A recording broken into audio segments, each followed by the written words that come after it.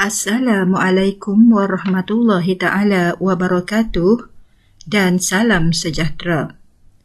Selamat bersua diucapkan kepada pelajar-pelajar tingkatan 5 dari SMK Puteri Sakdung. Seronoknya belajar bahasa Melayu dengan Cikgu Muni, Cikgu Bahasa Melayu dari SMK Puteri Sakdung. Pada hari ini, Cikgu akan berkongsi satu teknik penulisan rumusan yang mantap. Bismillahirrahmanirrahim. Salam pembuka bicara.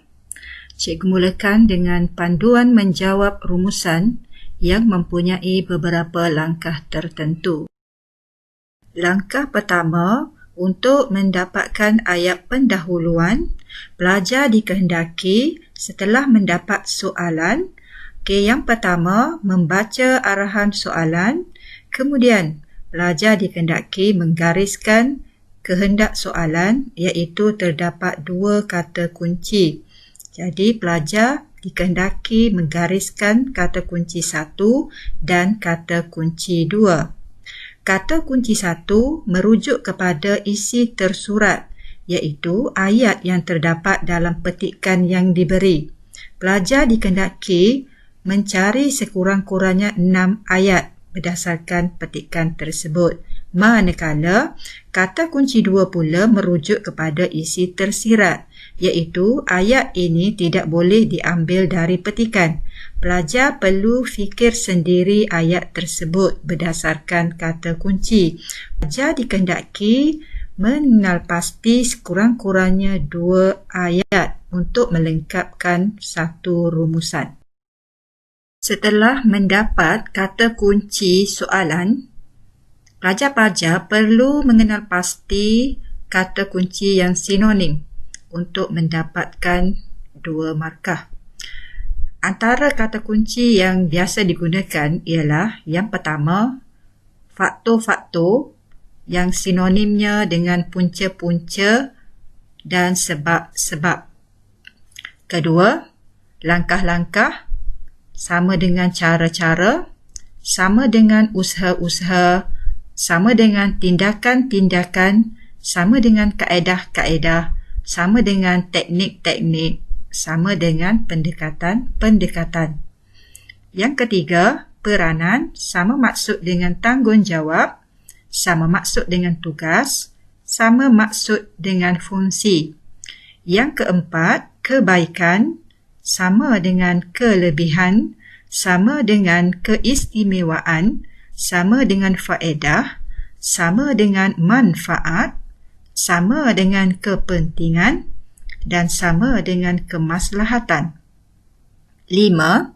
Kesan buruk sama maksud dengan keburukan, sama maksud dengan kekurangan, sama maksud dengan kemudaratan, sama maksud dengan kebejatan, sama maksud dengan kesan negatif.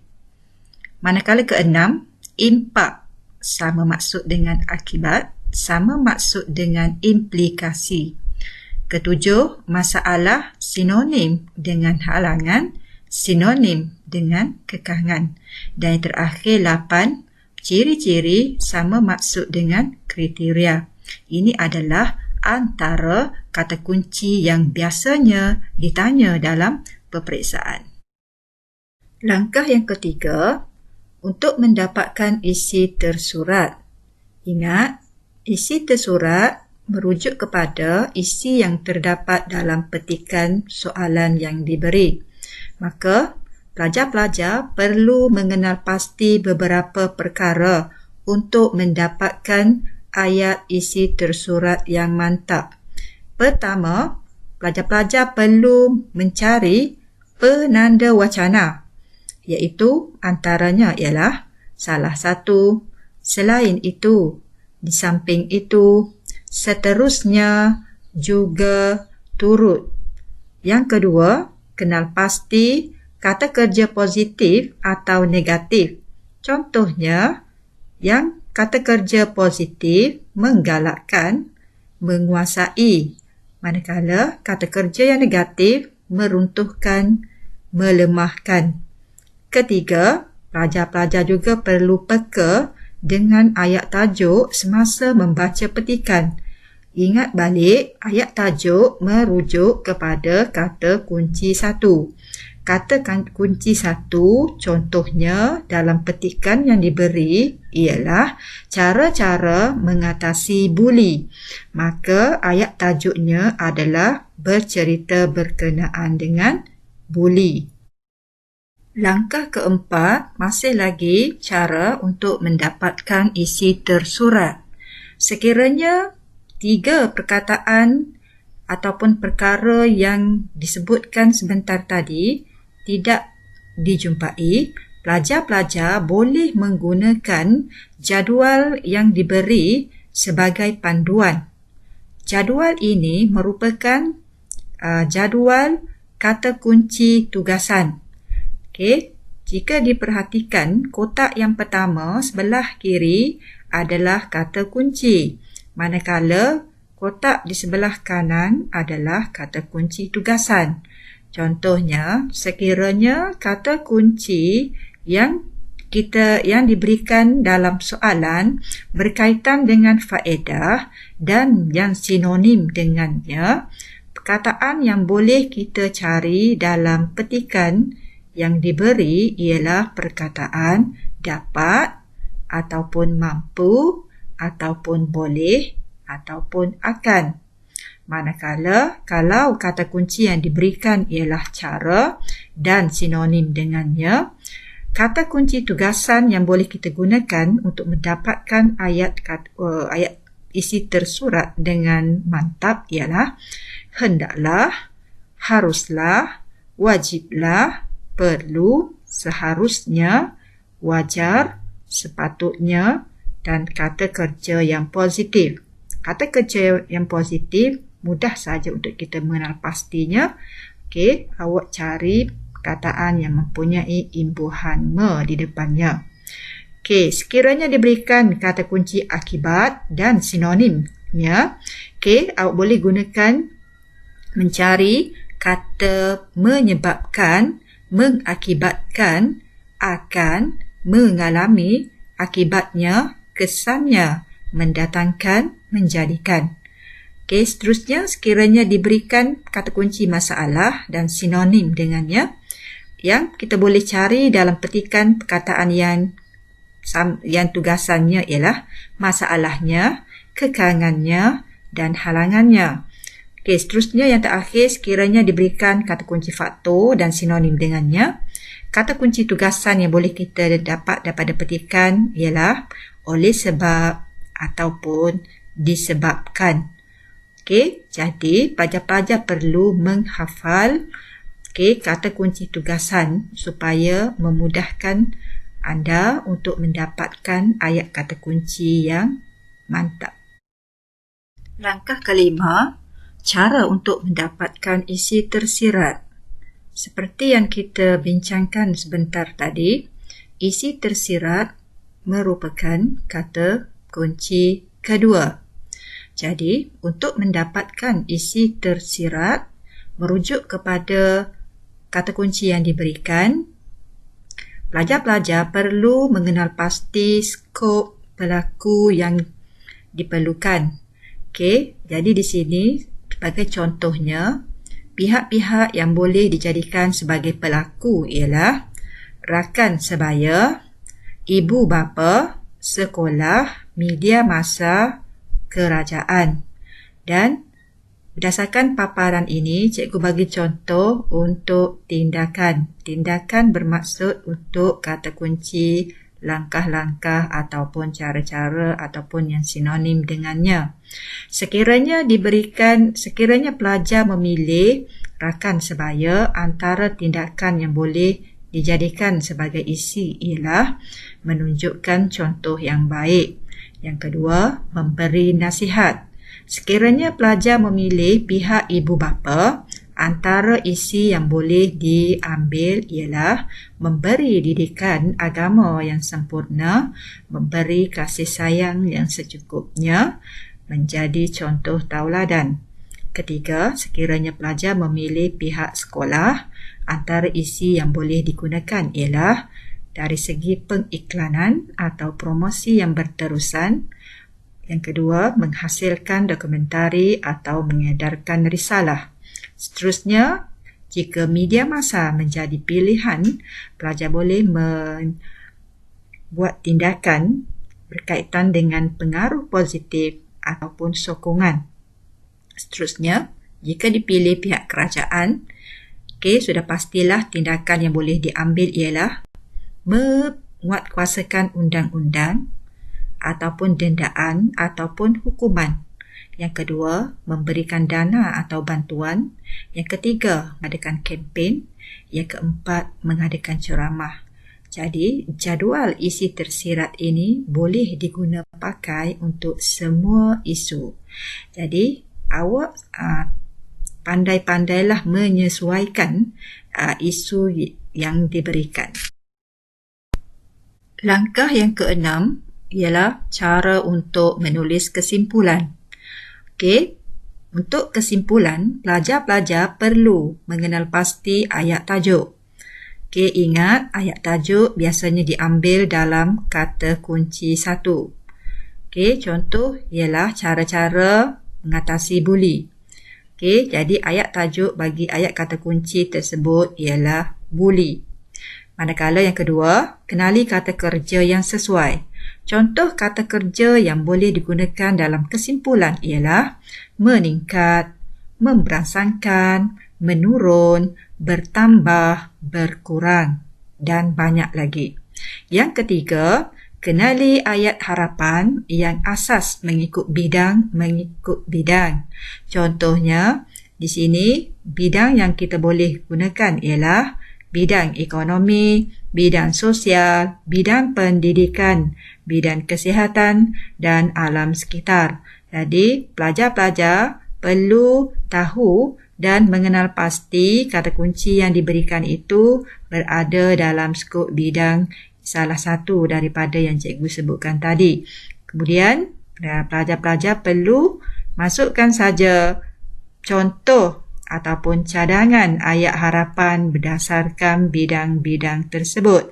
Contohnya, kalau bidang ekonomi, harapannya negara maju. Kalau bidang sosial, harapannya keamanan negara dapat dikekalkan.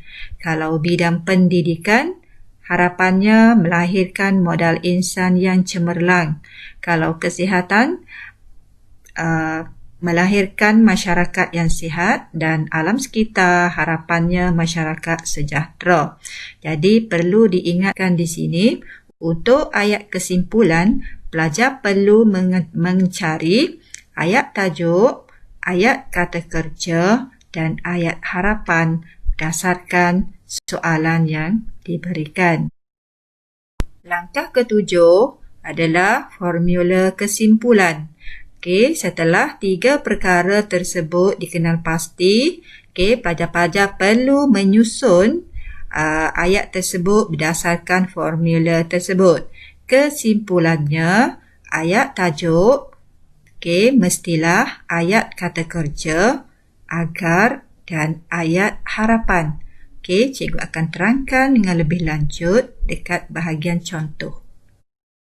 Sekarang kita akan bincangkan kaedah penulisan rumusan dari langkah pertama hingga langkah ketujuh.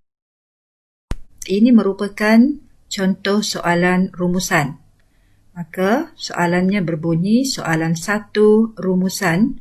Baca petikan di bawah dengan teliti, kemudian buat satu rumusan tentang usaha-usaha mengukuhkan semangat kejiranan dalam kalangan masyarakat dan kebaikan hidup berjiran. Panjang rumusan hendaklah tidak melebihi 120 patah perkataan. Yang ini merupakan soalan rumusan. Kemudian, petikan yang diberikan adalah terdiri daripada beberapa perenggan. Untuk contoh bagaimana untuk mendapatkan isi tersurat, cikgu hanya masukkan perenggan pertama sahaja, satu perenggan sahaja, iaitu seperti yang tertera.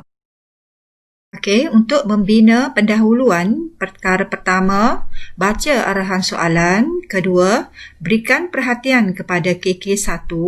Tiga, tukarkan kata kunci satu dalam soalan dengan perkataan yang sinonim dan sambung dengan kata kunci dua untuk melengkapkan pendahuluan. Mulakan perenggan pendahuluan dengan rumusan membincangkan, kemudian masukkan kata kunci satu yang telah ditukar dan kata kunci dua yang asal. Contohnya, soalan yang diberi, baca petikan di bawah dengan teliti, kemudian buat satu rumusan tentang usaha-usaha mengukuhkan semangat kejiranan dalam kalangan masyarakat dan kebaikan hidup berjiran. Panjang rumusan hendaklah tidak melebihi 120 patah perkataan. Perkara yang pertama, gariskan kata kunci satu dan kata kunci dua. Cikgu dah warnakan kata kunci satu dengan warna merah, iaitu usaha-usaha mengukuhkan semangat kejiranan dalam kalangan masyarakat, dan kata kunci dua, kebaikan hidup berjiran. Setelah dapatkan KK1 dan KK2, KK1 perlu ditukar. Usaha-usaha adalah sinonim dengan cara-cara. Sekarang kita akan menulis jawapan untuk pendahuluan. Contoh jawapan.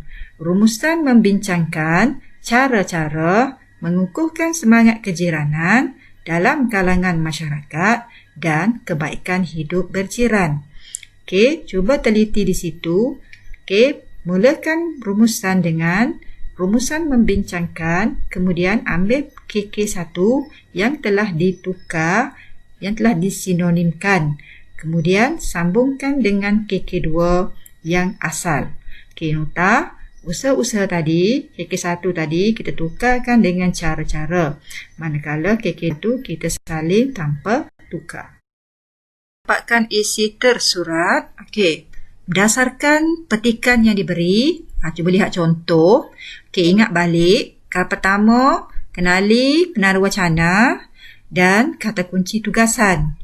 KK1 iaitu usaha-usaha. Ingat balik, kata kunci tugasan untuk usaha-usaha ialah hendaklah, perlulah, mestilah. Sekarang kita cari perkataan kata kunci tugasan dan penanda wacana yang terdapat dalam petikan yang diberi. Kalau di situ pelajar-pelajar boleh lihat perkataan yang cikgu merahkan tersebut, iaitu untuk ayat kedua, hendaklah. Kemudian di samping itu, itu untuk penanda wacana. Hendaklah, itu adalah kata kunci tugasan untuk usaha-usaha. Perlu, itu adalah kata kunci tugasan untuk usaha-usaha. Jadi di situ sudah terdapat 4 pembayang kepada jawapan untuk isi tersurat. Jadi kalau kita lihat di samping itu dengan hendaklah tu adalah dalam ayat yang sama. Jadi di situ awak telah dapat 3 isi yang mantap yang sememangnya itu adalah isi tersurat. Pemeriksa ataupun penggubah soalan itu sebenarnya telah memberi bayangan kepada jawapan. Jadi di sini terdapat untuk perenggan yang cikgu bagi contoh ni, terdapat 3 ayat untuk isi tersurat. Begitulah dengan perenggan-perenggan yang lain.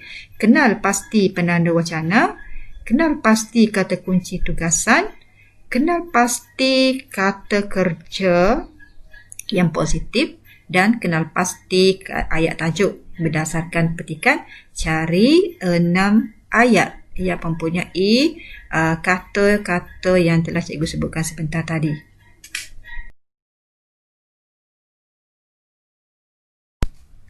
Setelah dibuat analisis, maka terhasillah 3 ayat isi tersurat yang mantap.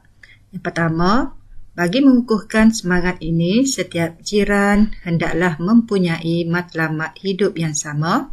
yang inginkan perpaduan agar kehidupan berjiran akan berkekalan. Yang kedua, dalam etika kejiranan, kita hendaklah mengelakkan diri daripada melakukan perkara yang menggores perasaan jiran. Yang ketiga, hak mereka sebagai jiran perlu kita hormati seperti tidak berbuat bising dan tidak mengganggu ketenteraman mereka. Okey, cuba perhatikan ayat pertama. Kita telah ambil perkataan hendaklah. Ayat kedua, pembayang kepada jawapan adalah hendaklah. Dan ayat ketiga, pembayang kepada kata tugasan usaha-usaha ialah perlu. Seterusnya, untuk mendapatkan isi tersirat berdasarkan soalan contoh yang diberikan sebentar tadi. Rujuk KK2. KK2 ialah kebaikan hidup berjiran. Kata kuncinya ialah kebaikan hidup berjiran. Kebaikan. Untuk isi tersirat, sama juga. Pelajar-pelajar perlu mengingat tentang kata kunci tugasan.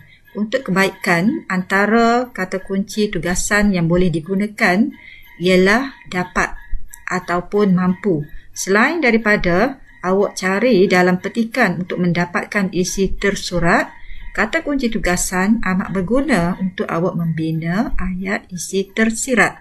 Jadi, tajuk bagi KK2 ialah berjiran. Manakala kata kuncinya adalah kebaikan. Kata kunci penuh kebaikan hidup berjiran. Perlu diingat, perlu mendapatkan skop bagi pelaku. Jadi berdasarkan KK2 ni, kebaikan hidup berjiran, pelakunya adalah tidak dinyatakan secara jelas. Jadi sudah pastilah pelakunya adalah masyarakat ataupun jiran. Jadi kita boleh gunakan untuk pelaku, gunakan kita. Jadi, satu cara yang mudah untuk awak membina ayat isi tersirat, perlu awak melihat kepada struktur ayat yang cikgu berikan. Pelaku, tambah dengan kata kunci tugasan, tambah dengan kata kerja, tambah dengan apa? Maka dia terbentuklah satu ayat yang mantap, yang gramatis. Contoh yang diberikan di sini, berdasarkan kebaikan hidup berjiran, KK2. Pertama, kita dapat memupuk semangat perpaduan. Kita pelaku, kata kunci tugasan letak terus dapat, kata kerjanya memupuk. Memupuk apa? Memupuk semangat perpaduan sebab dia nak berkait dengan hidup berjiran. Yang kedua, kita dapat mengeratkan hubungan silaturahim. Sama saja. Kita dapat membantu ketika kecemasan ketiga, dan isi yang keempat, kita mampu melahirkan anggota masyarakat yang harmoni. Tengok berdasarkan kepada warna, 4 warna, 4 benda untuk mendapatkan satu ayat. Jadi untuk menulis isi tersirat, guna pakai formula tersebut. Dan pastikan awak kena ingat kata kunci tugasan berdasarkan kepada kata kunci tadi. Untuk isi tersirat, awak pelajar perlu mendapatkan 2 sahaja. Kesimpulan samalah tadi ya. Formulanya perlu diingat, kesimpulannya ayat tajuk iaitu daripada ayat kata kunci 1, mestilah, kata kerja, agar dan ayat harapan. Jadi berdasarkan kepada soalan yang diberikan iaitu tentang usaha-usaha KK1 yang penuhnya usaha-usaha memupuk semangat kejiranan. Jadi ayat tajuknya adalah semangat kejiranan. Mestilah, kata kerja yang sesuai ialah dikukuhkan. Agar apa? Harapan ni, bakti sosial ni, kehidupan masyarakat lebih sejahtera. Jadi keseluruhannya apabila kita cantumkan, kesimpulannya akan jadi, kesimpulannya semangat kejiranan mestilah dikukuhkan agar kehidupan masyarakat lebih sejahtera. Telah semua item daripada pendahuluan sehinggalah kesimpulan dapat, maka pelajar-pelajar bolehlah menulis rumusan dengan lengkap. Tulisan rumusan adalah seperti berikut. Cara menulis rumusan ada 4 perenggan. Perenggan pertama ialah perenggan pendahuluan. Mulakan ayat pendahuluan dengan rumusan membincangkan Okey, seterusnya KK1 yang ditukar dan KK2. Rumusan, contohnya rumusan membincangkan cara-cara mengukuhkan semangat kejiranan dalam kalangan masyarakat dan kebaikan hidup berjiran. Perenggan kedua adalah perenggan isi tersurat. Mulakan ayat isi tersurat dengan KK1 yang tidak ditukar. Okey, KK1 yang tidak ditukar. Cikgu ulang ya. Mulakan. Contohnya, usaha-usaha mengukuhkan semangat kejiranan dalam kalangan masyarakat ialah, ambil isi pertama. Sambungkan dengan isi pertama, kemudian noktah. Kemudian sambungkan dengan isi kedua yang telah kita cari sebentar tadi. Sambungkan dengan isi ketiga, noktah isi keempat, noktah isi kelima, noktah isi keenam, noktah. Okey, maka cukuplah 6 ayat. Seterusnya, perenggan ketiga ialah perenggan isi tersirat. Terdapat 2 ayat, awak boleh gabungkan menjadi 1 ayat. Okey, mulakan ayat isi tersirat dengan KK2, iaitu kebaikan hidup berjiran ialah, ambil isi 1 tadi, kita dapat memupuk semangat perpaduan dan isi 2, kita dapat mengeratkan hubungan silaturahim. Dan perenggan yang keempat ialah perenggan kesimpulan. Ingat, rumusan mempunyai 4 perenggan. Cikgu ulang balik, perenggan pertama, pendahuluan. Perenggan kedua, isi tersurat. Perenggan ketiga, isi tersirat. Perenggan keempat, kesimpulan. Sekian, terima kasih. Selamat menjawab. Semoga berjaya. Seronoknya belajar bahasa Melayu dengan Cikgu Muni.